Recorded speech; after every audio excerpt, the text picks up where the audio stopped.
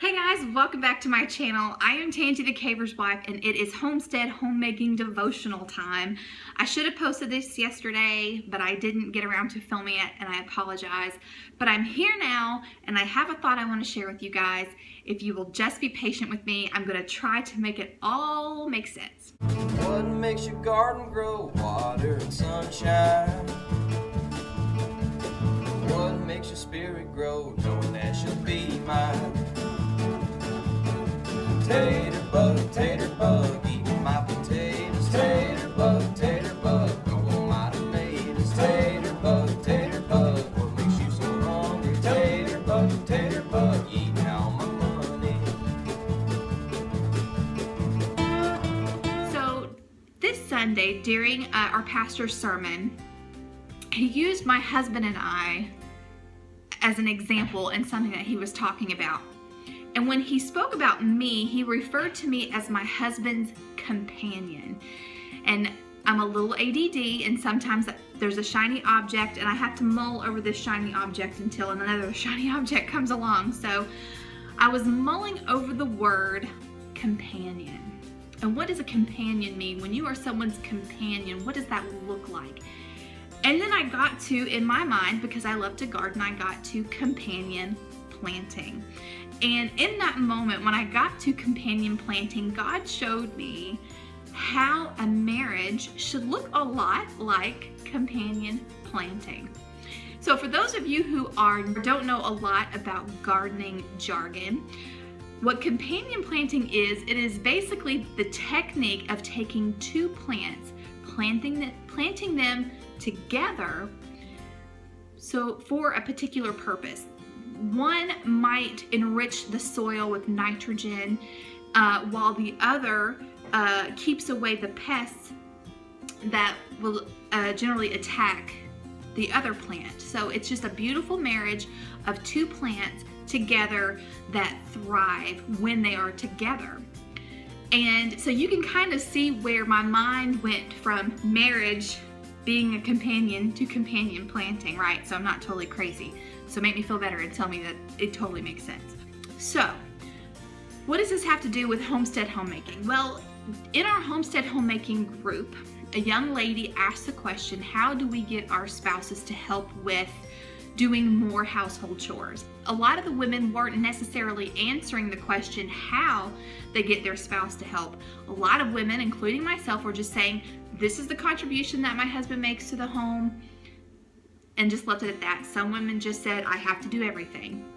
I have found by talking with a lot of girlfriends over the years that sometimes we feel so unappreciated and that all the things that we do in our home are just completely overlooked, especially when our spouses do not respect our hard work and they throw their underwear on the floor or they leave dirty dishes beside the couch. And a lot of times it can really, if we allow it to, it can really hurt us as far as how we feel toward that spouse. We can become bitter, we can become angry, and that is a breeding ground of sin right there. A lot of things can happen whenever you have a toxic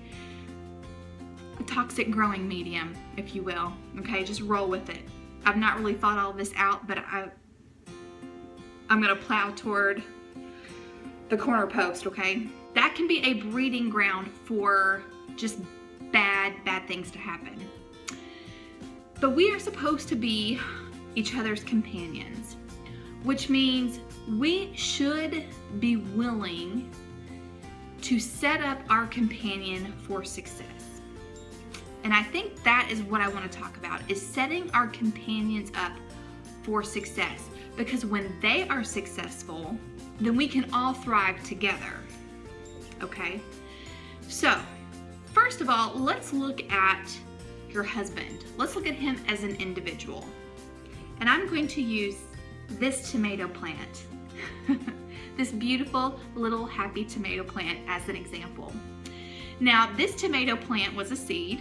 I started the seed by putting it in an organic, loose growing medium.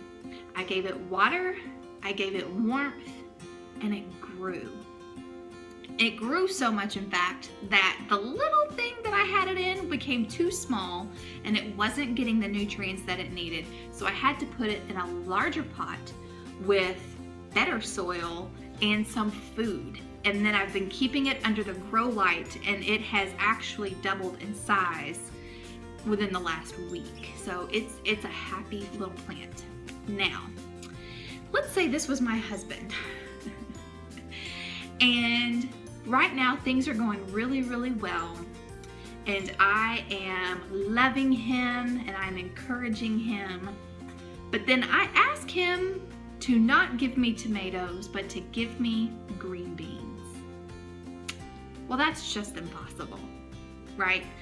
Do we not sometimes expect something that is out of characteristic for our husband? We can. I can't ask this tomato plant to give me green beans, but I can ask it to give me its best fruit. And that's what we need to do, is we need to encourage our husbands to give us their best fruits, because if they're giving their best fruits, that means they are strong in the Lord, they're good spiritual leaders of the home, and if they are giving their best, if they are a healthy plant, by us being their companion, that means we can also be our best, right? So let's say I'm basil, because basil and tomato work really great together. Okay, so he cannot ask me to be oregano. I can only be the best basil I can be. And then we are thriving together. But as the basil, I'm going to continue being the best basil I can be, but I want to set up my tomato plant to be the best tomato plant that he can be. Not by asking him to be something else, but by being himself. I cannot ask him to be my gardener, because he's a plant just like me.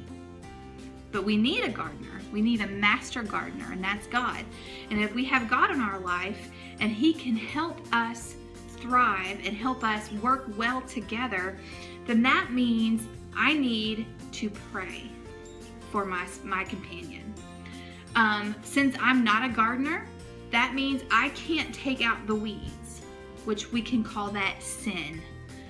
Or I cannot take out the toxicity in our growing medium. I can't do any of those things. We need the master gardener to take care of those things for us. So what I'm trying to say is, when my husband does things that I don't like, I pray for him. And I cannot tell you how huge prayer has been in our marriage. It is absolutely vital that we go to the master on each other's behalf so we can thrive.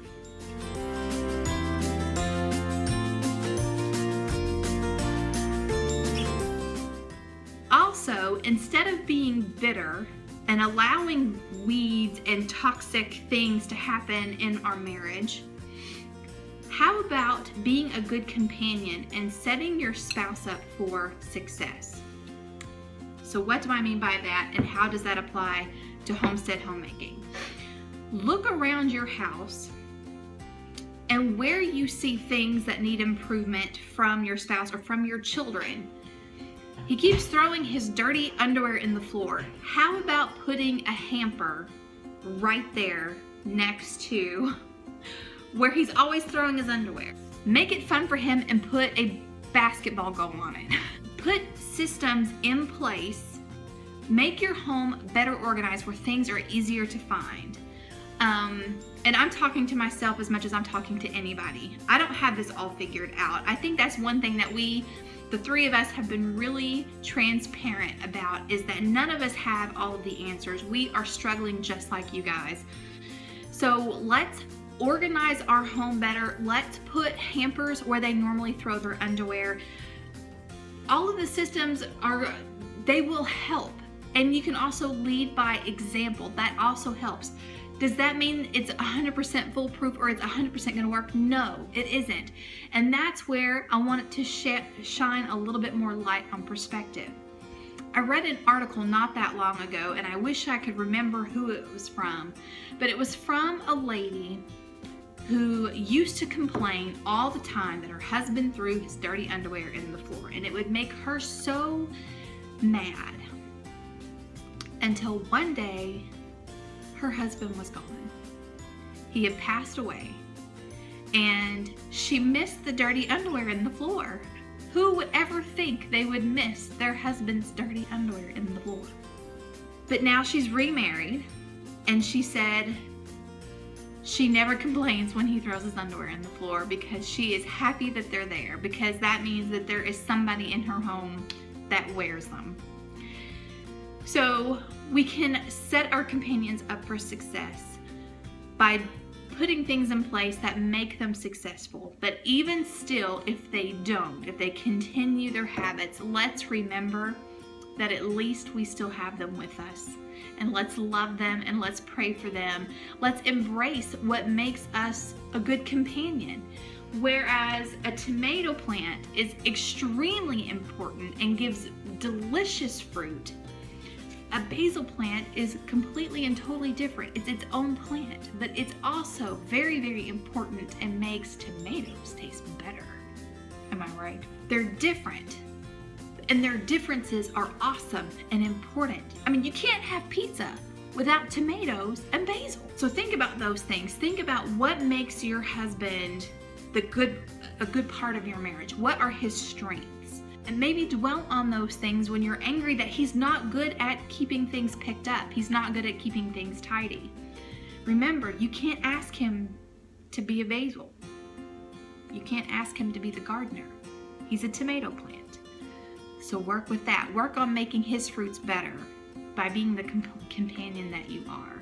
I have some scripture to share with you. The first one I wanted to share with you is in Genesis 2, verse 20. Actually, all through Genesis, before Eve came along, God saw that Adam was alone and that it was not good, and he wanted to make him a helper, a help meet for him, or a helper fit for him, a companion, someone that will help him. Let's see, in Proverbs 31, it says the Proverbs 31 woman will do her husband good and not evil all the days of her life. And we're also told that a merry heart doeth good like a medicine, but a broken spirit drieth the bones. So instead of being bitter and making weeds in the marriage, be a good companion and set your spouse up for success. Don't expect him to be anything more than he already is, but do encourage him to be the best of what he is. And when things are out of your control, ask the master gardener to help. That's all I've got for you guys today. I hope this was helpful. God bless you all. God bless your marriages, and God bless your homes. And until next time.